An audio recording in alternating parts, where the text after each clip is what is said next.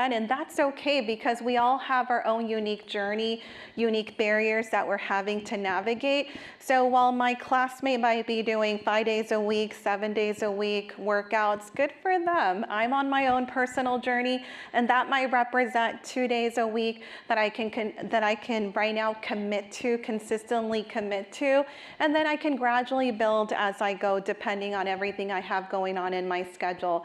So studies do show that starting with small manageable steps and increasing them gradually is more effective than trying to make significant changes all at once. So we'll focus on that concept as we move forward. So let's get started with this framework on setting SMART goals. So you want to pick a category for your goal. Maybe it's a goal around nutrition, getting in more movement, maybe managing stress, maybe it's an academic related goal. So pick a category for that area that you're interested in prioritizing for yourself. So the general consensus among behavior change researchers is that we should prioritize maybe between 1 to 3 areas that we're interested in focusing on. Usually if we focus on more than that, then nothing gets done. So we wanted to start with something small that's attainable with everything you have going on in your schedule. So the first step, the piece of the puzzle when it comes to the SMART goal framework is specificity. So we want to get very specific with those goals. So what exactly are you hoping to accomplish in the next 2 weeks, in the next 8 weeks, or maybe this quarter that you're currently on? So being very specific eliminates that vagueness, so you know exactly what needs to be done by when.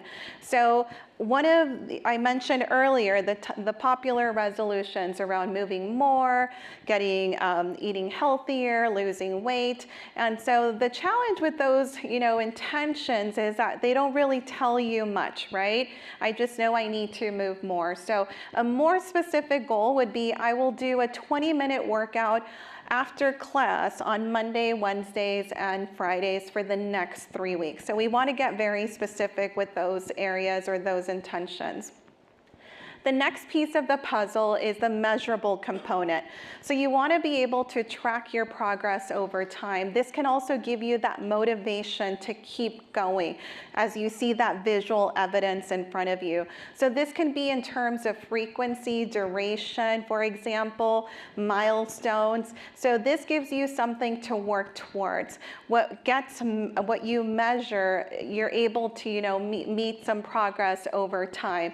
So I would encourage you to explore what is my measurable component with this goal that I'm working on. Is it number of workouts per week, number of steps that you're hoping to achieve per week? Is it maybe a certain GPA that you want by the end of the quarter? So you want to identify that measurable component that you can track, maybe on an app, maybe on Canva.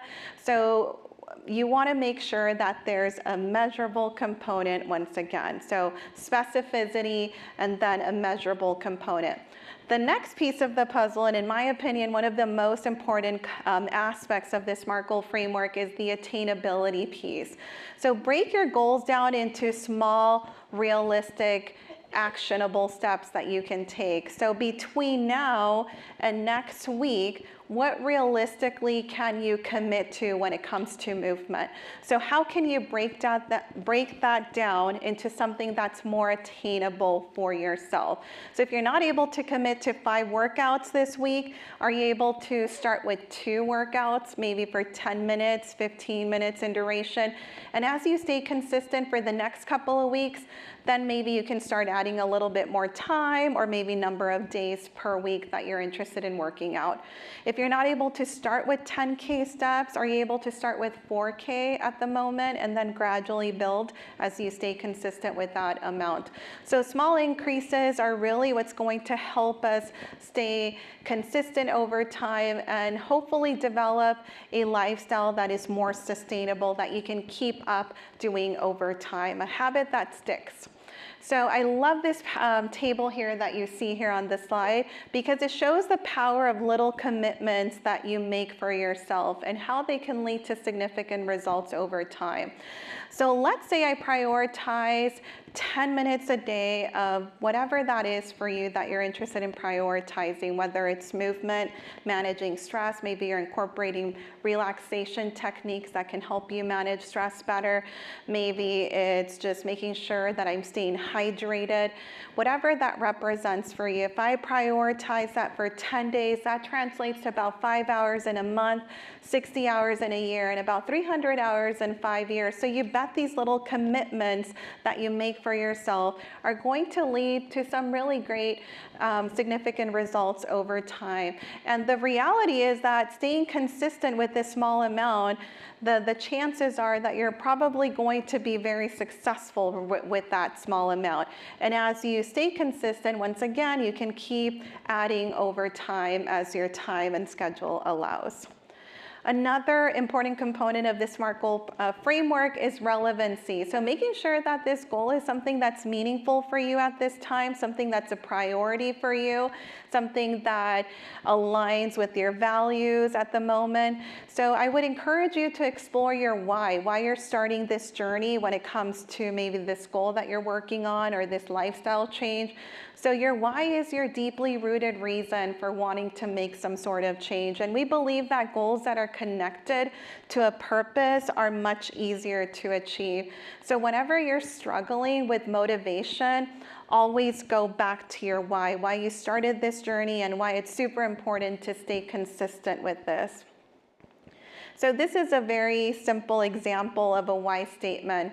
I move because physical activity triggers the release of those endorphins, which naturally improve my mood and help me reduce my stress levels, making me feel happier and more balanced. So just a simple little why statement on why this journey is super valuable for you. And whenever you're struggling with motivation, always go back to your why.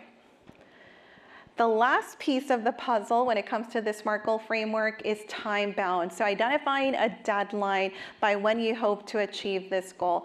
This allows us to have that sense of urgency. I need to get started because my deadline is in 2 weeks or by the end of this quarter and the next 4 weeks. So once again, it helps us prioritize that goal. So I would encourage you to explore what that deadline might represent. It can be a weekly deadline, but these are very crucial points where you can check in on your progress with your goal and see if you need to make modifications as you go. So let's go ahead and share a few examples of what would be a not so SMART goal and one that would kind of meet that SMART goal framework. So rather than I want to move more, a goal that would meet more of that SMART goal framework would be I will walk 7,000 steps at least 3 days a week for the next 3 weeks. Rather than I want to get better grades, I will study microbiology for 30 minutes after my 6 p.m. class on Monday, Wednesdays, and Fridays until midterms. Another thing I want to explore a little bit here is this concept of celebration. And I don't think there's audio there, but it's okay. And so when it comes to celebration, it's super valuable because it helps reinforce those positive behaviors that you're trying to be more consistent with. So there you go. Let's go ahead and look at the video.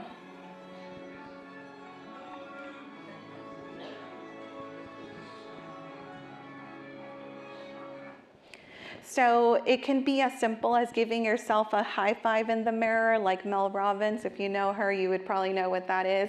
Or keeping a success log of your wins at the end of the day or at the end of the week. A simple just checking in, what went well for me today? Today, I feel proud of myself because I drank more water than I did yesterday, and I noticed that had a really great impact on my energy levels and my focus when I'm studying.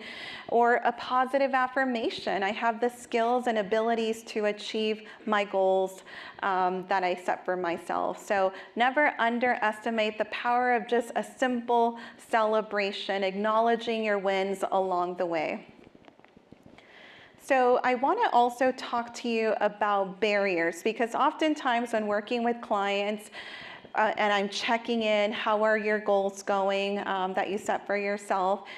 There's barriers, right? We all experience different barriers from time to time. My classmates' barriers might be different than what I'm currently experiencing, but we all experience some sort of, challenge, obstacle, or setback. They're all part of life. So for each of your goals, try to anticipate what barriers might come up. So let's say my goal is I want to be able to stay consistent with 3 workouts a week for at least 20 minutes to 30 minutes in duration. But the reality is that I haven't made it to the Drayson Center. I haven't been able to make it outside of my home and get that workout done. So I would encourage you to explore what tends to get in the way of me being able to stick with it. Is it time? Is it a lack of social support? A lack of motivation? So I would encourage you to explore what are my barriers that tend to get in the way of me making progress and sticking with this important goal. And then after you identify your barriers, generate a list of resources that can help you overcome those challenges that you just identified. And so as you explore your barriers, I would encourage you to create a backup plan. So yes, I have my SMART goal of being able to get to the Drayson Center 3 days a week for at least 30 minutes every time I go there. But the reality is that more often than not, I haven't been able to make that commitment and get to the Drayson Center. So always have a strong backup plan for reaching an important goal. So what do I mean by this backup plan? Make your backup plan a variation of your first plan with the same outcome. So let's say I'm trying to get in more movement, stay consistent with movement, because I have this goal of getting 7,000 to 10,000 steps per day. And getting to Drayson Center is one of those ways in which I'll be able to achieve that. So that's my plan A, but the reality is I haven't been able to stick with it. So what is a potential backup plan? So my backup plan, if I'm not able to go to the Drayson Center, is I'm going to go on a walk around the neighborhood for at least 20 minutes if I can't go to the Drayson Center. So let's say it's raining outside, it's too cold, and I haven't also been able to do my backup plan, my plan B strategy of going for a walk. So also create another backup plan for your backup plan in case that backup plan does not work for you. So maybe that's a YouTube workout that incorporates a little bit of cardio or stretching, or maybe some sort of strength training workout as a backup plan to your backup plan in case that plan A doesn't work out. You always have something to fall upon. That way you're still moving forward. It might not be your original plan A, but you're still moving forward. You're getting those steps in. You're getting in that consistency with movement. So any questions or comments related to that? Because now this is where we're putting it into practice.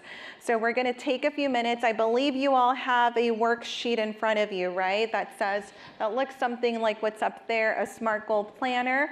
So your task in the next couple of minutes is to write one goal that you care about for this quarter, and use that SMART checklist that's there. So it needs to be specific. It needs to have a measurable component.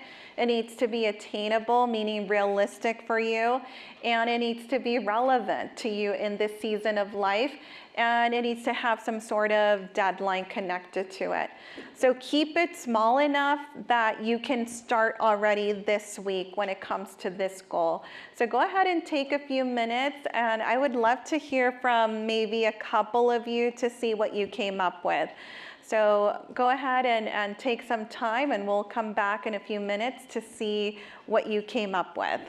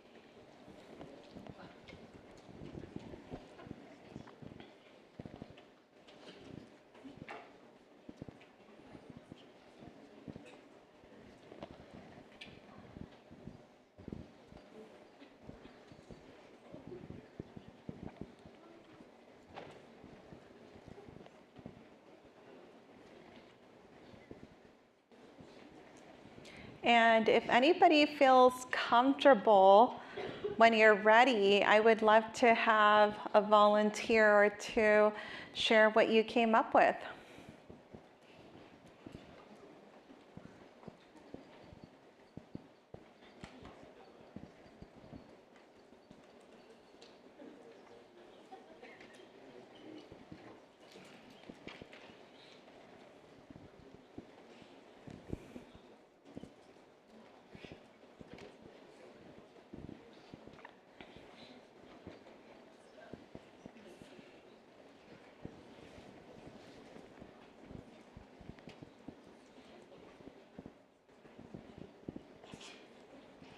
Anyone interested in being our volunteer this evening?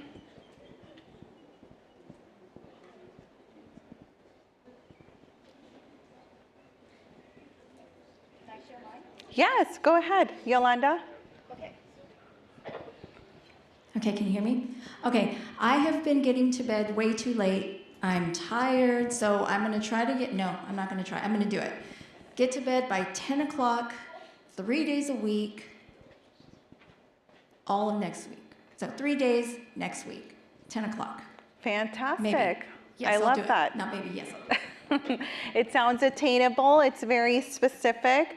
It has a measurable component and a deadline as well. So that is fantastic. It meets that SMART goal framework. Anybody else? I would love to get another volunteer before we move forward.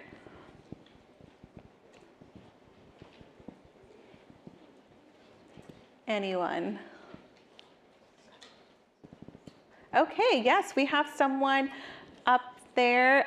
We will make it there shortly with the microphone if you're okay, and if you feel, I'm sorry, say that again? I can shout it. Okay, if you're okay with that. I said I want to play golf more.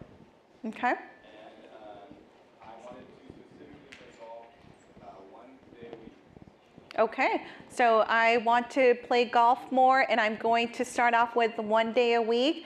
What about time frame? 20 minutes, 30 minutes, what does that represent for you? Just the driving range. So Okay, sounds fantastic. And so do you have a deadline by when you hope to kind of check in again and see how things are going with this? I would say give it 4 weeks. 4 weeks, I love that. Fantastic. So it's very specific, has that measurable component, sounds realistic, it's relevant, and it's time bound. Thank you for sharing that. Anybody else before we move forward? Okay, let's go ahead and move forward here. So let's talk about habit stacking. It's a really great strategy that can help us implement our SMART goals in a very consistent way. So habit stacking, what it means, it's basically attaching a new habit to something that you already do automatically. So we'll share a few examples here. So the first step is for you to identify an existing habit. So choose something that you already do consistently. You don't have to think about it too much. It's what you do. And so for example, brushing your teeth in the morning and the evening, finishing a workout, logging off from work or class, putting on your pajamas. So identify that current existing habit. The next step is for you to choose a small new habit. So for example, the golfing. I want to get to golfing at least once a week. And so pick that new habit that you're trying to be more consistent with. Maybe it's a workout twice a week, maybe drinking more water. I want to drink closer to 64 ounces of water at least. I'm going to challenge myself 3 days a week. Deep breathing exercises, whatever that represents for you. So you want to connect that to your existing habit. So linking your new habit to that existing habit. So the formula would be after I engage in my current habit of brushing my teeth, I will do some breathing exercises for 2 to 3 minutes. So that's a really fantastic way to make sure that we're, sticking with it, that you don't really require motivation for this because this is something that's already implemented in a routine that you're currently already doing consistently. So another example here is after I get out of bed in the morning, I will do 5 to 10 minutes of stretching or body weight exercises. A couple of other examples: after I brush my teeth, I will do 10 squats. After I finish my lunch, I will take a 5-minute walk. After I wake up, I will take 3 slow breaths before checking my phone. So why this strategy works: there's no need to rely on that motivation or memory. It keeps new behaviors short and manageable, more realistic. It builds momentum over time. So some common pitfalls and solutions. So let's say you forget to perform this new habit. Set a reminder on your phone that goes off at that specific time to remind you to make sure you do that after your current habit that you engage in. Maybe put a sticky note in front of your mirror or the fridge to remind you to engage in this new habit. If you're overcomplicating this stack, we encourage you to focus on one habit stack at a time until you develop consistency with it, where it becomes a habit. Then you can maybe explore adding another habit stack. So let's create our own habit stack. So this is the formula. After I engage in my current habit of whatever that is for you, I will perform my SMART goal, whatever that is. I'm going to go to the golf range immediately, or I'm going to make sure I get to the Drayson Center right immediately after my class on Wednesday at 5 p.m. So go ahead and develop your own personal habit stack strategy right now. It shouldn't take more than a minute or two. So go ahead and write what that might represent for you.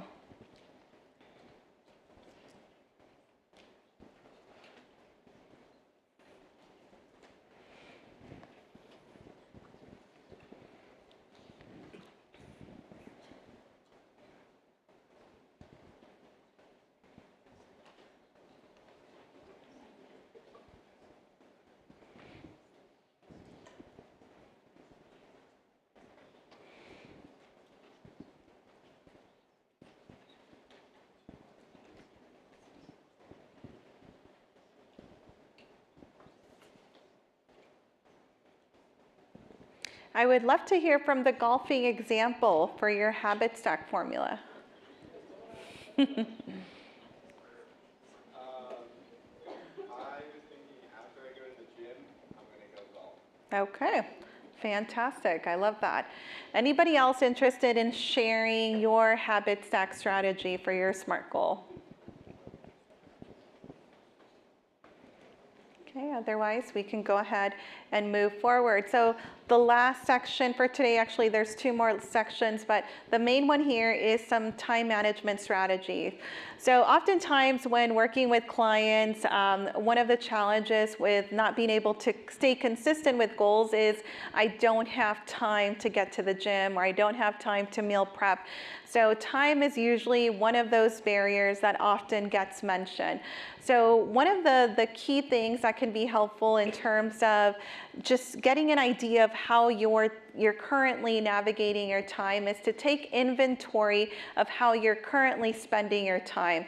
So one of the best ways is to keep a time log that starts off from when you start your day till when you wrap up your day at the end of the day. So maybe it starts at 4 o'clock in the morning, ends around midnight, whatever that is for you. I would encourage you to just document everything that you do in time blocks, how much you spend time on social media, how much time you spend exercising, studying for certain classes. So you want to track all of your daily activities so you can actually see where your time is currently being spent. So as you're creating this time log, check in and ask yourself, am I prioritizing exercise? Am I prioritizing relaxation techniques? What about my meal prepping or planning? What about sleep? Am I prioritizing sleep? Consider whether your daily schedule reflects a commitment to your health and overall well-being. To-do lists are fantastic, super simple but effective. So identify your top 3 priorities for the day and allow yourself to take short breaks in between to stretch, walk, maybe take some breathing exercises or do something that is enjoyable. The benefits are, well, knowing what your day will look like helps you to reduce stress, and it gives you that sense of accomplishment as you're completing different tasks throughout the day. It gives you that sense of of accomplishment as you're crossing off. And it helps you prioritize your time more effectively, and it gives you accountability towards those SMART goals that you're working on. Pomodoro technique, maybe you've heard of this simple technique where you choose a project, a task to work on. You set a timer for 25 minutes and you focus only on that project for 25 minutes. If you suddenly realize there's something else I need to do that's a priority, you don't move on with that. You actually write it down and you focus on that later. You really want to prioritize what you're focusing on at that time. And then you take a 5-minute break after that Pomodoro. Every 4 Pomodoros or every 25-minute intervals, you can take a longer break closer to that 15 to 20 minutes. There's even apps that you can download that embrace this Pomodoro technique. You can build plants as you go. The goal is to not kill the plants, but there's really great benefits to embracing this Pomodoro technique. Improve focus and concentration because you're working in short time intervals, which is 25 minutes. So it helps you stay focused and not be distracted. Enhance motivation because completing each of these Pomodoro tasks or projects gives you a sense of accomplishment that you're taking care of things as you move forward. Accountability is super important when it comes to behavior change. Is one of the key attributes to staying consistent as well when it comes to those lifestyle changes that you're trying to commit to. And research does show that we are 2 times more likely to stick with it when we commit that plan to another person or maybe a group that we've joined. So I would encourage you to explore as you're navigating your educational journey or maybe this quarter as you're working on these goals is who is someone that I can ask to be my accountability partner, somebody that can check in with me maybe every week or every two times a week, whatever that represents for you or works for you. Just somebody that checks in and asks you what's going well when it comes to these goals that you're working on. Time blocking, you've probably heard of this one. You basically just make sure that everything that you need to get done gets on the calendar. People get very creative and color code. And so why it works, it reduces decision fatigue. You know what needs to be done. Everything's on your calendar, improves task completion, and increases accountability towards those SMART goals that you're working on. So a little challenge, I think we're getting here close to the end, is I want you to go into your calendar right now and time block your SMART goal. So whether it's the golfing, your workouts for this week, go ahead and spend a minute or two just time blocking your SMART goal where you think it's going to fit in your schedule.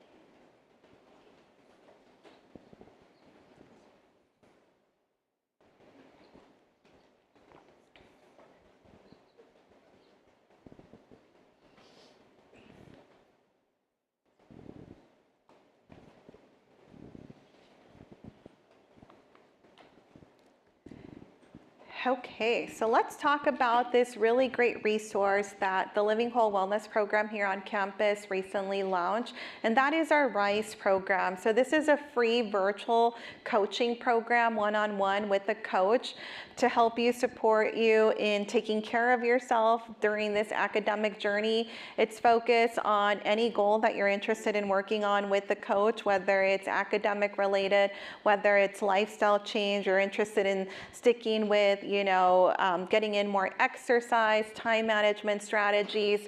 If you're interested in working one-on-one with a coach, this is a really great program.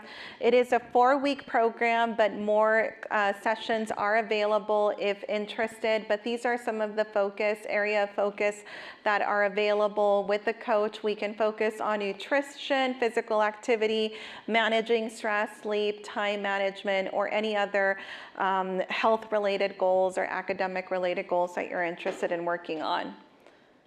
So once again, if you're looking for that accountability and one-on-one support with the coach, this is a really great program. There's also flexible scheduling, so they work around your academic schedule. So it's not at a specific date and time. You get to select what date and time works for you. So if you're interested in enrolling in this one-on-one coaching program, our contact information is up here. You can either email us there or call us so we can schedule an appointment with you.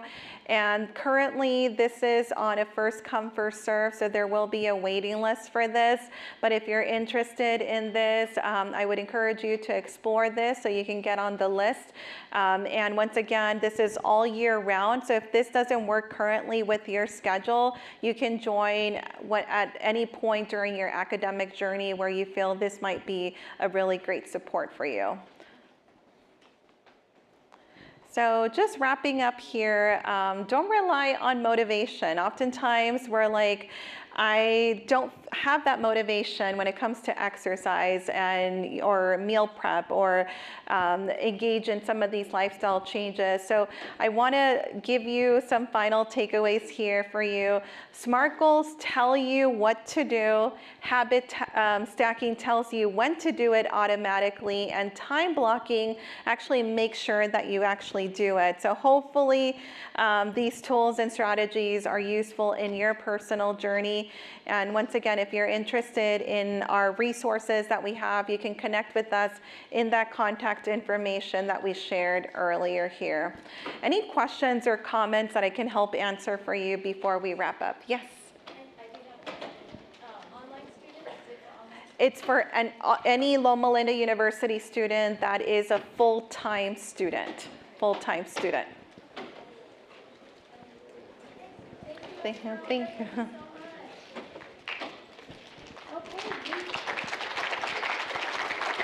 Thank you. We have pizza for you at the food court area, and Linda will be scanning at the bottom of the stairs. If you exit out of the upper level, I'll be scanning here. And thank you again so much. We'll see you next time.